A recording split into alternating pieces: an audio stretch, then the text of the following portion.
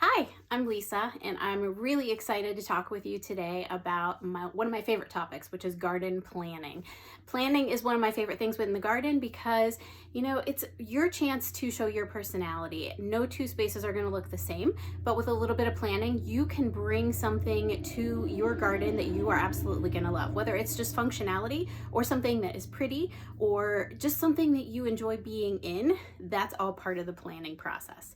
So, a couple of things here real quick first. I want to give you a little tip and maybe a little piece of advice. So as someone who has gardened on and off for about 20 years now, I want to tell you, if you're a beginning gardener or maybe even just somebody who's trying to switch things up a little bit this year, all of the things I'm going to go over today might be a little bit overwhelming. And I want to tell you this garden planning checklist that I have here for you.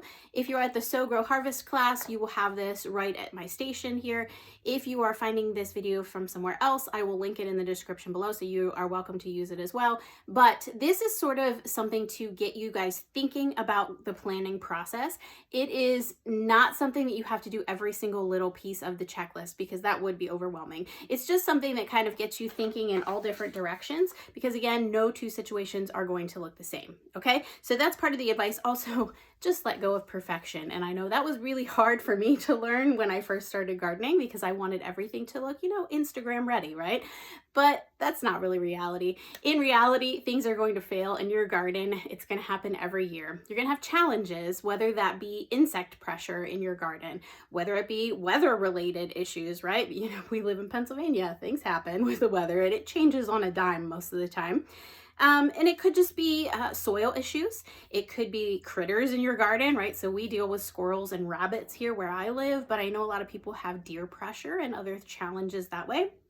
And it could just be in the space that you're in. Maybe you have a very limited space. We have a very small garden. And so that can present challenges as well. So you are going to have failures in your garden, but really chalk those up to a great opportunity for learning.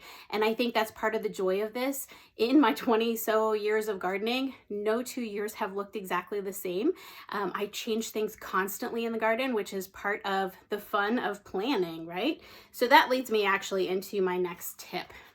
One thing that I highly recommend, especially for beginner gardeners, is to just get a cheap notebook, nothing fancy. Just get a cheap notebook, and this is now your garden journal. So this is a great place to kind of write down your observations. Whether you're starting to plan your garden in this, you can also kind of keep track of weather events. So it gives you an idea of like your last frost, your first frost in the fall, kind of some planting schedules. You can track maybe dates that you start seeds and when you transplant your plants outside. So it gives you a reference for the following year.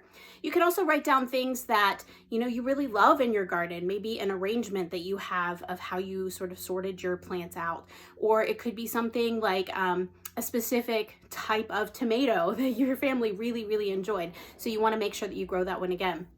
On the flip side of that, you can also track things that maybe didn't turn out so well, or you can write down challenges that you had and how you dealt with them. So that way you can kind of review it at the end of the year and make any changes moving forward to the next year so you can constantly improve and learn in the gardening process. Okay? All right, so that's my advice for you. Get your garden journal. I might reference that later on. But for now, we are going to talk about the garden planning checklist that I created for you guys. And again, this is just to get you thinking. It has some areas in here that you can write down some notes as well as you're going through this process and just really make it something that you are going to enjoy doing, okay? All right, so first things first, it is choosing your garden location.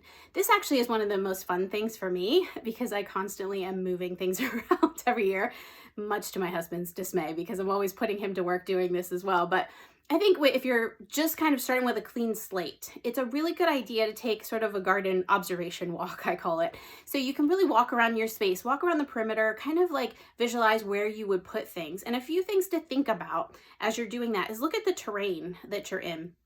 Are there hills or rocky areas that you might have to deal with?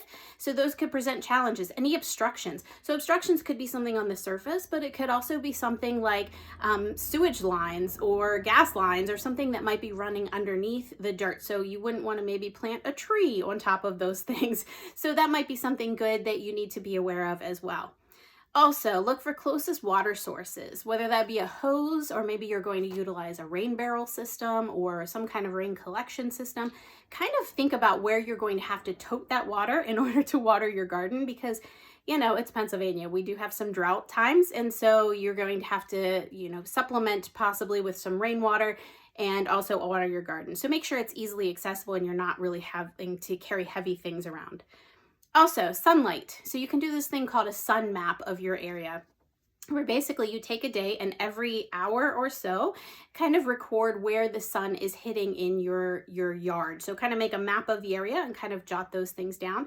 That will give you an idea of what plants that you can grow in the space that you are looking at, right? So I know you're gonna have another station in this class about reading seed packets. And so seed packets will tell you if something needs full sun, partial shade, or full shade. So if you are growing something that needs full sun, generally that means 6+ hours of direct sunlight per day. So you wouldn't want to plant something like that that is going to be in the shade all day long, or maybe just an hour in the sunlight. So it's a really good idea of kind of get a sun map, so that will help you know what plants you can grow in the space that you're looking at.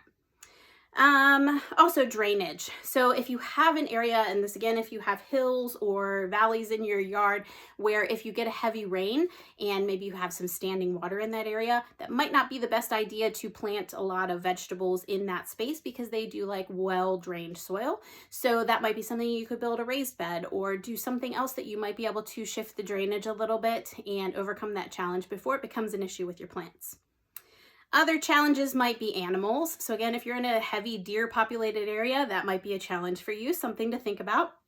Whether you have invasive plants that are taking over. So for example, we live next to a neighbor that has black walnut trees, and black walnut trees can stunt the growth of other plants around them for quite a distance actually, because they're very large trees. So I kind of keep that in mind and I plant as far away from those trees as possible in my space, just something that I can do and be mindful of. Also, if you live in a windy area, maybe doing something on a big trellis might not be an option for you if it's in a super windy area. So again, just kind of things to think about. And also last but not least in this little section is soil type. So whether you have rocky soil or super heavy, dense clay soil, that might be a challenge for planting. So there are ways to work around that and to correct those things, but it's just something to think about as you're going through this process. One little tip too, if you're not sure of what your soil is like or any nutrients that might be depleted in your soil, you can get a soil test done at the Penn State Extension office. It's a small cost for it. I think it's right around $10. But you can go get a kit at the Extension office, which is right near the Blair County Airport in Martinsburg for Blair County area. And it's definitely well worth, especially if you're beginning, to kind of get your soil checked out and see what you're working with.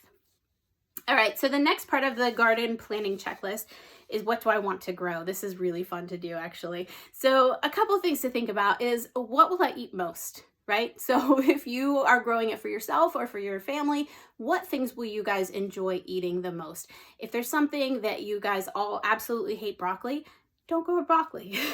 You know, just kind of prioritize the things that you know that you are going to eat and really be functional. Now, if it's something that you don't really like to eat, but it's something you can give away and you just want to grow it because it looks fun to grow, by all means, go for it. This is your space, but it's just something to think about in the planning process.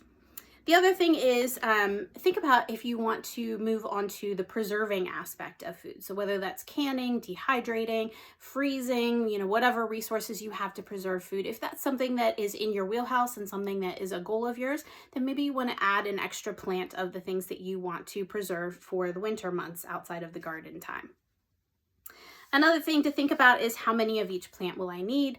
You can actually Google some of those questions and it will give you some charts of how many plants you need to feed a family of 4 or something for tomatoes or something like that. So that might be something to kind of keep in the back of your mind. Think season length as well. This will be on the back of your seed packets. Kind of watch for that.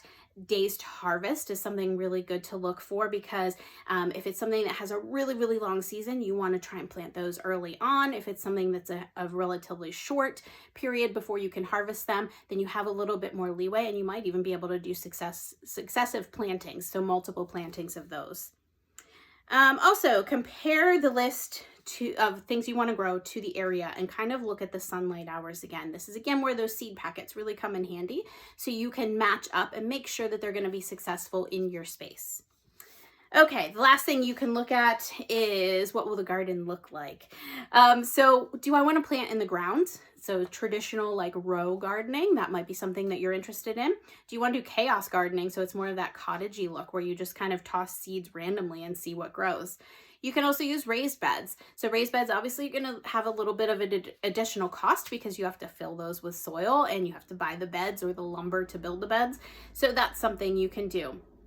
You can use containers, you can use grow bags, and so those are nice because you can pick them up and move them if you need them, so that can be helpful in some situations as well.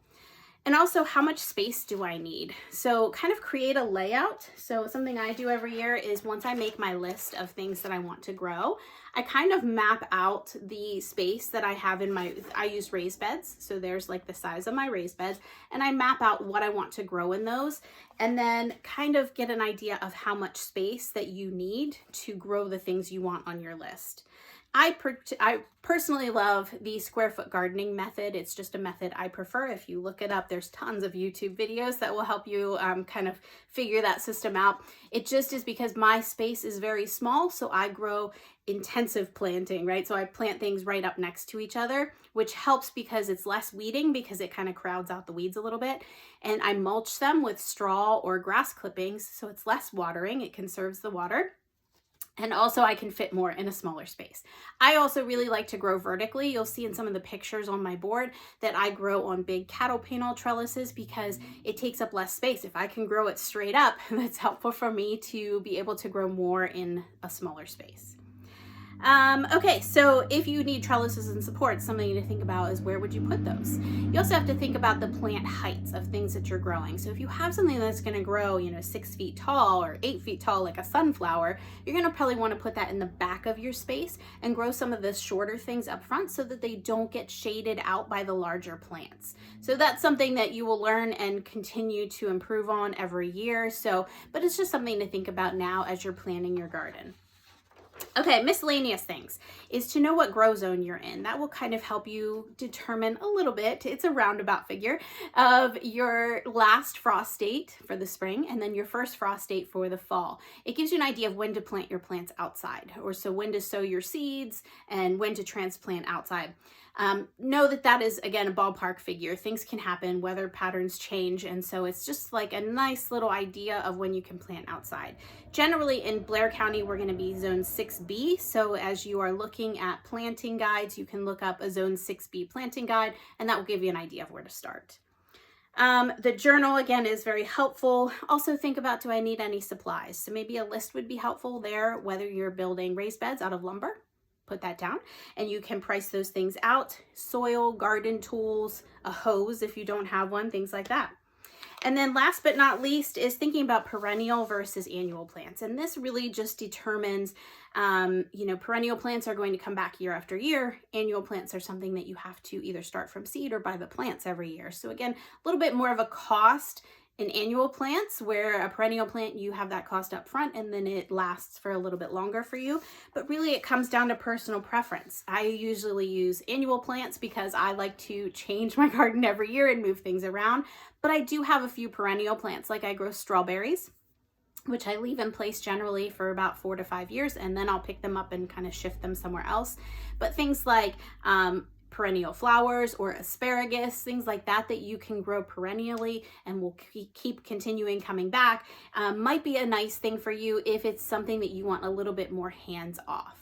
So all of that to be said, really this planning process is something really fun for me to talk about because it's something that I really enjoy doing, especially in those cold winter months when I can't be outside gardening. I can kind of be in here looking at my journal from last year and really kind of dreaming up a new space for every year, because it's something that is a real joy for me to be outside working in the garden. Yes, it is work, but it's something that I really love doing, and I hope that you guys will love it as well. A little bit of planning goes a long way, but don't forget to have fun in the process, because at the end of the day, gardening really is about the joy that it brings you and your family, and hopefully bringing you all closer together. So good luck with your gardens this year. I hope this is helpful. If you have any questions, feel free to ask them below or reach out to me. I'll add my email address to my board here so you can message me, and I'd be happy to answer any questions. Make sure you take lots of pictures and send us all the pictures of your growing gardens. All right, I will talk to you later.